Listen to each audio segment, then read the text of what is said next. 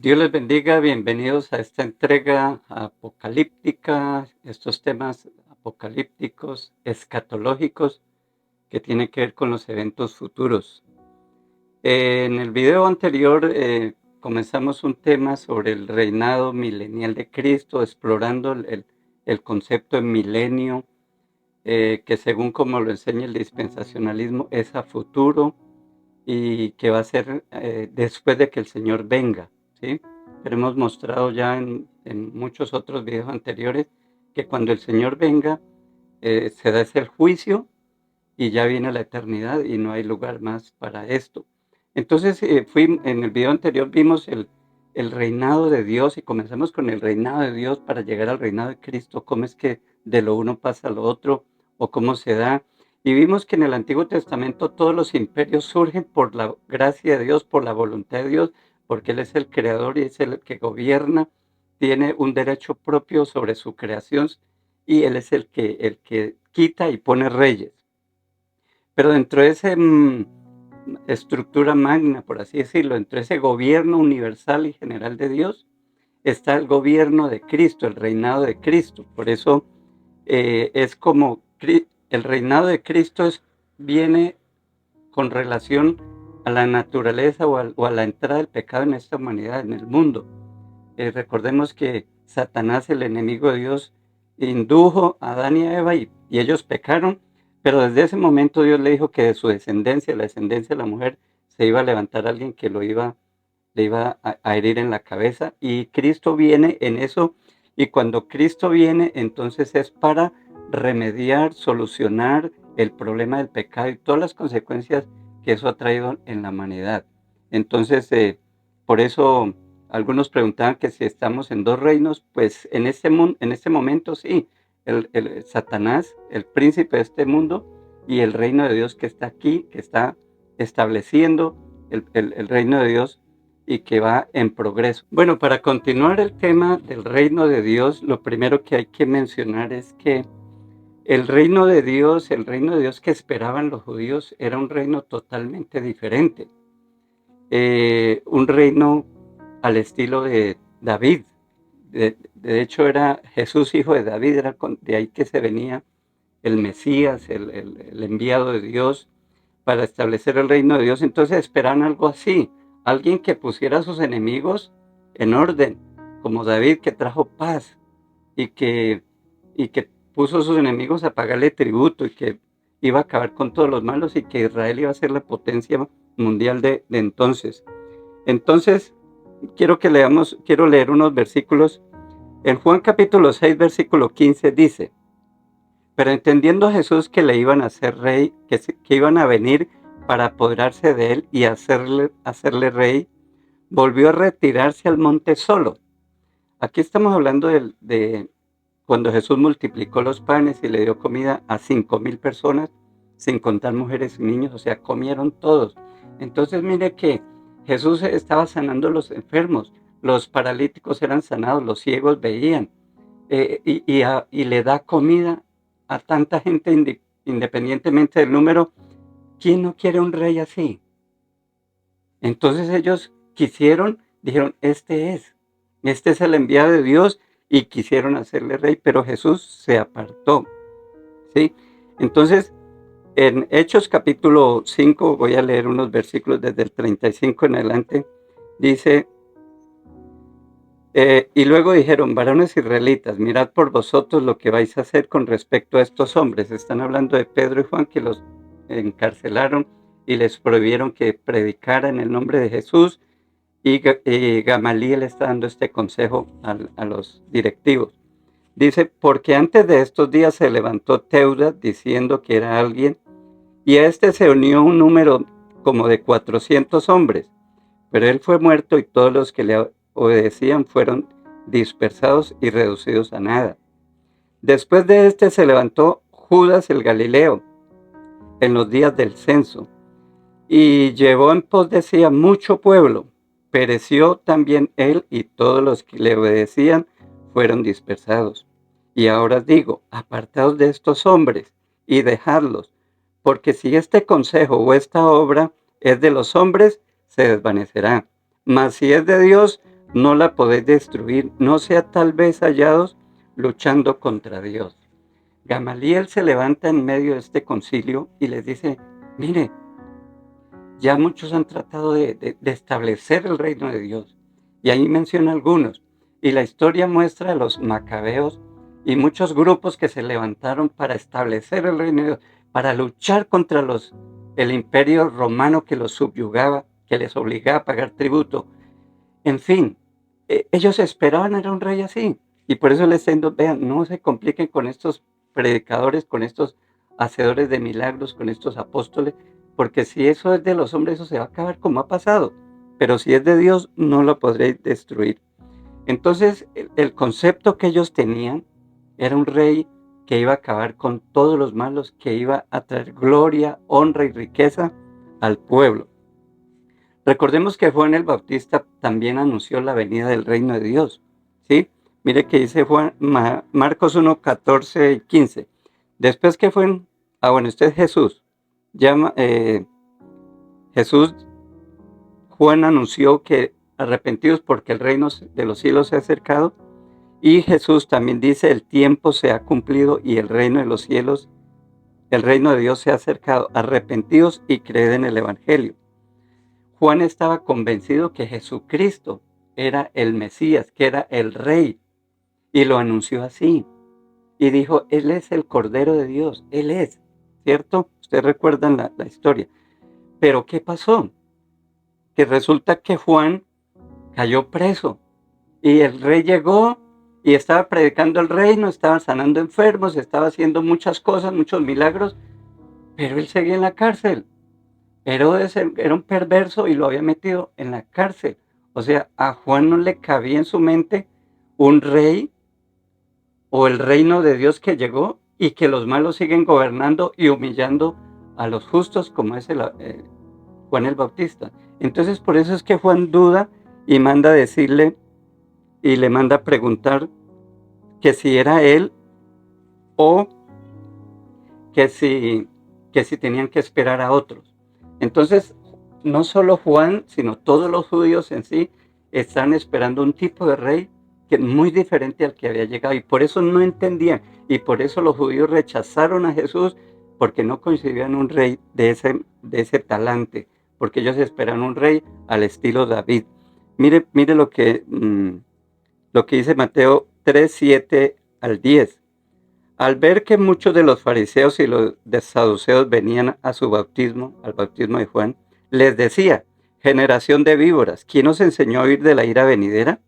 Haced pues frutos dignos de arrepentimiento y no penséis dentro de vosotros mismos, Abraham tenemos por padre, porque yo os digo que Dios puede levantar hijos de Abraham aún de estas piedras.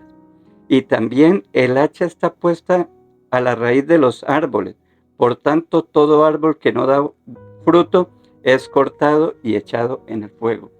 Para Juan era claro que el hacha ya estaba lista, porque el rey había llegado. El reino acababa de llegar y era poco el tiempo que le quedaba a los malos, por eso dice que el hacha está puesta ahí. Entonces, otra vez, Juan y los judíos esperan un rey que iba a acabar con los malos, que iba a traer gloria, honra, riqueza, y por eso Juan no podía coincidir eso que él tenía aquí con lo que estaba pasando, y por eso le dice, Señor, ¿eres tú? ¿O tenemos que esperar a otro? Entonces, esa es la idea del rey, ¿cierto? Entonces, las parábolas del reino. Jesús usó muchas parábolas y vamos a leer algunas, pero no las vamos a explicar porque eso es bastante extenso. Pero Jesús a través de las parábolas viene a explicar cosas que eran importantes que los discípulos, que la iglesia primitiva lo entendiera. Porque para los judíos era muy complicado entender. Y por eso habla de los misterios de la parábola, los misterios de las parábolas. Entonces, mire, por ejemplo, Mateo 13, 3 al 9. Mateo 3, la parábola de los terrenos o del sembrador. Dice, y les habló muchas cosas por parábolas diciendo, he aquí el sembrador salió a sembrar. Y mientras sembraba, parte de la semilla cayó junto al camino y vinieron las aves y la comieron. Parte cayó en pedregales donde no había mucha tierra y brotó pronto, porque no tenía profundidad de tierra. Pero salido el sol se quemó y porque no tenía raíz se secó. Y parte cayó entre los espinos y los espinos crecieron y la ahogaron. Pero parte cayó en buena tierra y dio fruto, cual a 100, cual a 60 y a 30 por uno. El que tiene oídos para oír, oiga. Viene la explicación. Entonces acercándose los discípulos le dijeron, ¿por qué hablas por parábolas? Él respondiendo dijo, porque a vosotros es dado a saber los misterios, oiga, misterios del reino de los cielos, mas a ellos no les es dado. Luego dice, oíd pues vosotros la parábola, versículo 18. Oíd pues vosotros la parábola del sembrador. Cuando alguno oye la palabra del reino y no la entiende, viene el malo y arrebata lo que fue sembrado en su corazón. Este es el que fue sembrado junto al camino. El que fue sembrado en pedregales, este es el que oye la palabra y al momento la recibe con gozo, pero no tiene raíz en sí, sino que es de corta duración, pues al venir la aflicción o la persecución por causa de la palabra, note eso, aflicción y persecución en medio del reino de Dios, eso no cabe en una mente judía, eso no tiene sentido, pero aquí lo está diciendo. 22. El que fue sembrado entre espinos, este es el que oye la palabra, pero el afán de este siglo y el engaño de las riquezas ahogan la palabra y se hace infructuosa. Mas el que fue sembrado en buena tierra, este es el que oye y entiende la palabra y da fruto y produce a 100, a 60 y a 30 por uno. Entonces, note que Jesús está hablando de misterio. ¿Cuál es el misterio? El misterio es que el reino de Dios llega y algunos lo van a rechazar. No todos van a aceptar. El reino de Dios llegó, pero no todos lo van a percibir. Y el reino de Dios llegó, pero no quiere decir que todo iba a suceder tal como lo esperaban los judíos. Entonces, lo que Jesús está diciendo es que la llegada del reino es compatible con el rechazo a la palabra de Dios, con el rechazo del rey. Y de hecho, ustedes saben que lo rechazaron, se burlaron, lo crucificaron, en fin. Entonces, eso era un misterio. Para los judíos eso no podía ser que la llegada del reino y que sigue ahí los malos, ¿cierto? Que cómo van a rechazar al rey. Entonces, Jesús viene a enseñar a través de las parábolas. Hay otra cosa interesante que se nota aquí en la palabra que Jesús dice es que a pesar de que unos rechazan, pero los que toman la palabra van a dar fruto, otros sí van a dar fruto abundante. Entonces hay las dos cosas, el rechazo, pero también la aceptación, y eso va a producir una gran cosecha, un gran fruto. Tenemos también en el versículo 24 al 30. 24 al 30. Le refirió otra parábola diciendo, el reino de los cielos, note, es las parábolas del reino. Todo tiene que ver con la llegada del reino. El reino de los cielos es semejante a un hombre que sembró buena semilla en su campo. Pero mientras dormían los hombres, vino su enemigo y sembró cizaña entre el trigo y se fue. Y cuando salió la hierba y dio fruto, entonces apareció también la cizaña. Vinieron entonces los siervos del padre de familia y le dijeron, Señor, ¿no sembraste buena semilla en tu campo? ¿De dónde pues tienes cizaña? Él les dijo, un enemigo ha hecho esto. Y los siervos le dijeron, ¿quieres pues que vayamos y la arranquemos? Él les dijo, no sea que al arrancar la cizaña arranquéis también con ella el trigo. Dejad crecer juntamente lo uno y lo otro, ¿hasta qué? Hasta la siega. Y al tiempo de la siega, yo diré a los segadores, recoged primero la cizaña y atala en manojos, para quemarla, pero recoged el trigo en mi granero. Entonces, aquí tenemos también el reino. Jesús está diciendo que es como alguien que sembró buena tierra, pero que hay también una siembra. la cizaña. Y note que, bueno, en la explicación de esto está leamos la explicación. El 36. Entonces, despedida la gente, entró Jesús en la casa y acercándose a él sus discípulos le dijeron: explícanos la parábola de la cizaña y del campo. Respondiendo le dijo: el que siembra la buena semilla es el Hijo del Hombre, el Rey. El campo es el mundo. La buena semilla son los hijos del reino. Y las cizañas son los hijos del malo. Note que entonces ahí hay dos personajes. Está el Hijo del Hombre y está el malo. Y están los hijos del uno y están los hijos del otro. El enemigo que la sembró es el diablo. La siembra es el fin del siglo. Y los segadores son los ángeles. De manera que como se arranca la cizaña y se quema en el fuego, así será en el fin de este siglo futuro. Enviará el Hijo del Hombre a sus ángeles y recogerán de su reino a todos los que sirven de tropiezo y los que hacen iniquidad, y los echarán en el horno de fuego. Allí será el lloro y el crujir de diente. Entonces los justos resplandecerán como el sol en el reino de su Padre. El que tiene oídos para oír, oiga. ¿Cuál es el misterio del reino? El misterio para nosotros no, pero para los judíos sí era un misterio, algo que no cabía en su cabeza, que llega el reino de Dios y los malos van a seguir ahí campantes. Eso no podía ser. Pero Jesús está enseñando que el reino de Dios llegó y que comenzó a avanzar y que esto va en un tiempo de siembra y luego va a venir ¿qué? La cosecha, donde va a haber separación. Básicamente este es el mensaje que hay en las parábolas del reino, que el reino de Dios es en dos etapas, una de cosecha, una de siembra y otra donde se recoge la cosecha, ¿cierto? Y ahí se va a separar las dos cosas. Esto era muy novedoso para los judíos. Por eso es un misterio. Jesús habla de un misterio, porque humanamente nosotros aquí desde ahora no leemos ningún misterio. Pero para ellos sí era muy difícil entender que llega el reino y que los malos siguen gobernando. ¿Cómo es posible si ellos entendían que la llegada del reino era para acabar con los malos? Porque el hacha ya está puesta, o sea, ya esto se acabó, arrepiéntase. Pero Jesús viene a explicar que no, esto es un progreso, esto es por etapas, una etapa de siembra y otra etapa de cosecha. Ahí tenemos el versículo 47 al 50, otra parábola. Dice: asimismo el reino de los cielos es semejante a una red que es echada en el mar. Recoge de toda clase de peces.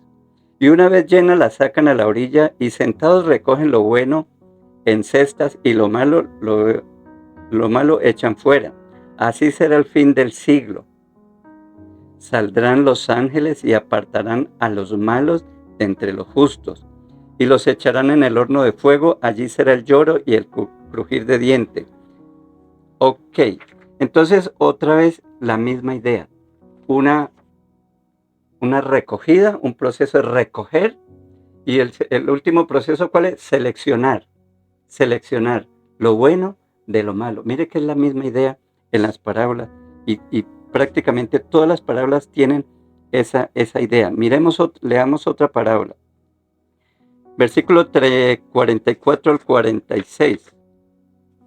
44 dice: además, el reino de los cielos es semejante a un tesoro escondido en un campo, el cual un hombre halla y lo esconde de nuevo, y gozoso por ello va y vende todo lo que tiene y compra aquel campo.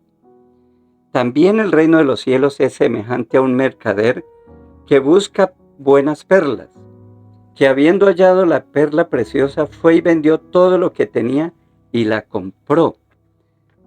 Son dos parábolas que están pegadas, que tienen la misma idea. Entonces, ¿qué está enseñando Jesús con esta parábola? Mire, lo